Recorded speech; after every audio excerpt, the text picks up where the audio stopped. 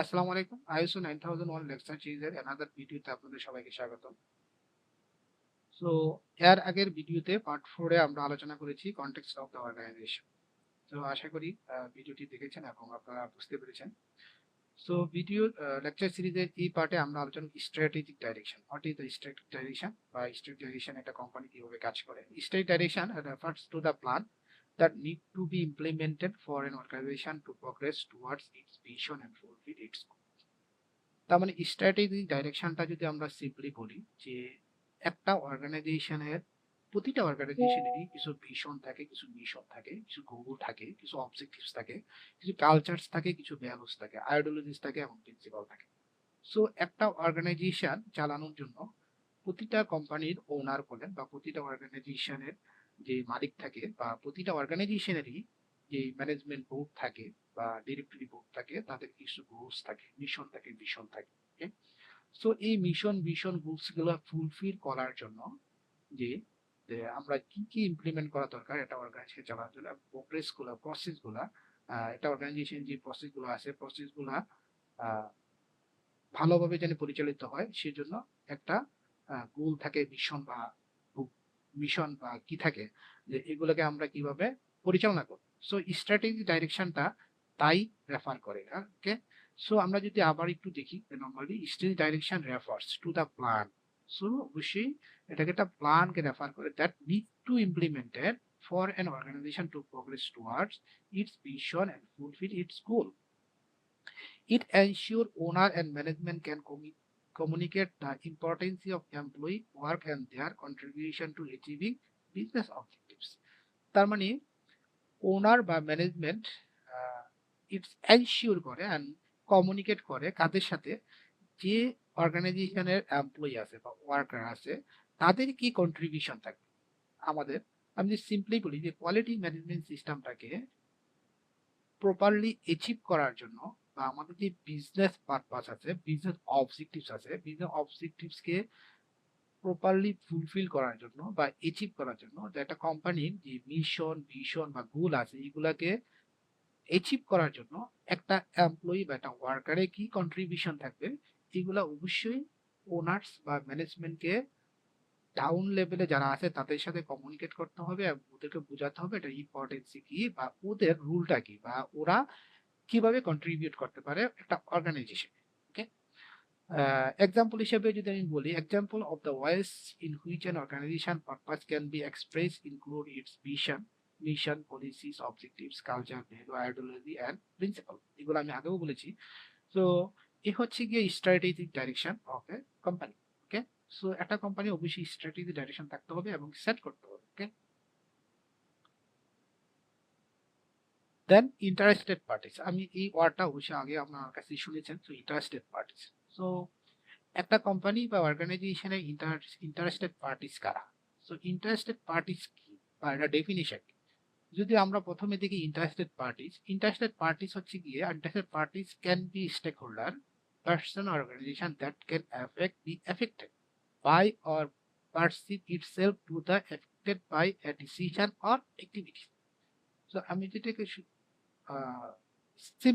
Simply বলি তা হচ্ছে গিয়ে ইন্টারেস্টেড পার্টিস যারা, এটা কোম্পানি স্টেক হোল্ডার হতে পারে একটা অর্গানাইজেশনের। তার মানে একটা অর্গানাইজেশনের কাজকে যারা প্রভাবিত করে বা একটা অর্গানাইজেশনের কাজ দ্বারা যারা প্রভাবিত, সিম্পলি এটা আমি যদি আবার রিপিট করি, একটা অর্গানাইজেশন যে কাজ করে এই কাজ দ্বারা যদি কেউ প্রভাবিত হয় বা কেউ যদি কোনো একটা কাজ করে এবং ওই কাজের দ্বারা কোম্পানির পারফরমেন্স বা কাজ প্রভাবিত হয়, তাহলে আমরা তাদেরকে বলবো ইন্টারেস্টেড পার্টিস। ওকে, সো আমি যদি এক্সাম্পল দিই ইন্টারেস্টেড পার্টি কারা, শেয়ার হোল্ডার্স। তো ওকে, আমি সিম্পল একটি এক্সাম্পল দিই, শেয়ার হোল্ডার। ধরেন শেয়ার হোল্ডার, একজন শেয়ার হোল্ডার রয়েছে, শেয়ার হোল্ডার উনি ওনার সাডেনলি উনি ওনার যে ডিউটিস বা রেসপন্সিবিলিটিস বা কোম্পানিতে ওনার যে লাইবিলিটিস এগুলো উনি ঠিক মতো পালন করতেছেন, তাহলে অবশ্যই কোম্পানির পারফরমেন্সে ইফেক্ট পড়বে।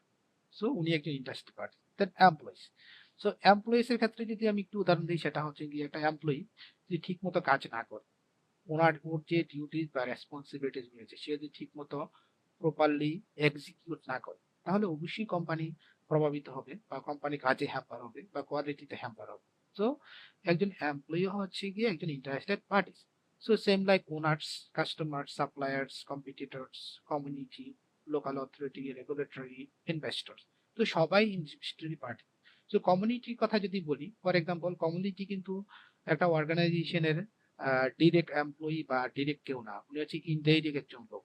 সো একটা কমিউনিটি ইস্যু হতে পারে যে আপনি যে জায়গায় কাজ করতে গেছেন, সেখানে দেখলেন যে কমিউনিটি ইস্যু, সো ওরা এসে আপনার কাজে বাধা দিল কোনো কারণ। সো ওরাও কিন্তু ইন্টারেস্টেড পার্টিস, কারণ ওদের কাজের ওদের ওদের দ্বারা আপনার কাজ প্রভাবিত হয়েছে। সো কমিউনিটি হচ্ছে কি একজন ইন্টারেস্টেড পার্টিস। দেন কম্পিটিটরস হতে পারে আপনার যে কম্পিটিটরস কোম্পানি আছে, ওরাও আপনার ইন্টারেস্টেড পার্টিস। লাইক আপনি ধরেন ফর এক্সাম্পল একটা প্রোডাক্টের কোয়ালিটি খুব ভালো দিচ্ছেন না, বাট আরেকটা কোম্পানি খুব ভালো দিচ্ছে, তাহলে কি হলো, যে ওই কোম্পানি আপনার চেয়ে ভালো বিজনেস করতেছে, ভালো সেল করতেছে। সো ওরা যদি আপনার উইক পয়েন্ট গুলা জেনে যায় যে হ্যাঁ এই কোম্পানিটা কি কি বা কোন কোন উইক পয়েন্টস গুলো রয়েছে, সো ওই উইক পয়েন্ট গুলা যদি একজন একটা কম্পিউটারের কোম্পানি কাজ করে, তাহলে ওই কোম্পানি অবশ্যই আপনার চেয়ে দ্রুত ডেভেলপ হয়ে যাবে। সো কম্পিটিটরস হচ্ছে গিয়ে একটা ইন্টারেস্টেড পার্টি, কারণ হচ্ছে গিয়ে ওই কোম্পানি দ্বারা আপনার কোম্পানি কোনো না কোনো ভাবে এফেক্টেড হচ্ছে বা প্রভাবিত হচ্ছে। ওকে, সো আশা করি ইন্টারেস্টেড পার্টিস কারা বা ইন্টারেস্টেড পার্টিস কি আপনারা সবাই বুঝতে পেরেছেন। দেন ইন্টারেস্টেড পার্টিস নিয়ে যদি আমি আরেকটু বলি, সেটা হচ্ছে গিয়া the concept of interested parties extend beyond A focus only on the customer. It is important to consider all relevant interested parties. Okay, part of the process for understanding the context of the organization is to identify its interested parties. The relevant interested parties are those that provide significant risks to organization sustainability if their needs and expectations are not met. Organization define what results are necessary to deliver to those relevant interested parties to reduce that risks. Organization attract, capture, and retain the support of the relevant interested parties they depend upon for their success. So আশা করি the interested parties কি বা একটা interested parties কিভাবে একটা কোম্পানিকে প্রভাবিত করতে পারে, এই ব্যাপারগুলো আমাদেরকে অবশ্যই জানতে হবে। সো আজকের পার্ট এখানে আমরা শেষ করব। নেক্সট পার্টে আমরা জানার চেষ্টা করব need and expectation of interested party.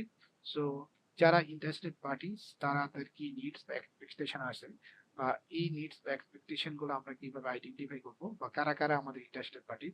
এখানে আমাদেরকে একটা জিনিস মনে রাখতে হবে, সেটা হচ্ছে গিয়ে আপনার বিজনেস সাইজ বা বিজনেস সেক্টর ওয়াইজ আপনাকে আইডেন্টিফাই করতে হবে who are the interested parties of your organisation. তার মানে আপনার অর্গানাইজেশনে কারা ইন্টারেস্টেড পার্টিস, বা ওই ইন্টারেস্টেড পার্টিস আপনার বিজনেসে বা আপনার অর্গানাইজেশনে কিভাবে প্রভাবিত করতে পারে, এবং কিভাবে আপনি ইন্টারেস্টেড পার্টিদের এই প্রভাব থেকে মুক্ত হয়ে আপনার বিজনেসকে কন্টিনিউয়াসলি ইমপ্রুভের দিকে নিয়ে যেতে পারেন, অবশ্যই আপনাকে আইডেন্টিফাই করতে হবে। তাছাড়া আপনার কোয়ালিটি ম্যানেজমেন্ট সিস্টেম আপনি ফুলফিল করতে পারবেন না। So quality management system total গাইডলাইনটা দিচ্ছে, টোটাল রিকোয়ারমেন্টটা দিচ্ছে যে কিভাবে আমরা আমাদের একটা কোম্পানিকে কন্টিনিউয়াল ইমপ্রুভমেন্ট করতে পারি। So what is the continual improvement, এটা নিয়েও আমরা আলোচনা করব, এবং অনেক ধরনের টার্মস এন্ড ডেফিনেশন আসবে, ওইগুলো নিয়ে আমরা আলোচনা করব। তো আজকে এই পর্যন্তই। আসসালামু আলাইকুম ওয়া রাহমাতুল্লাহি ওয়া বারাকাতুহু।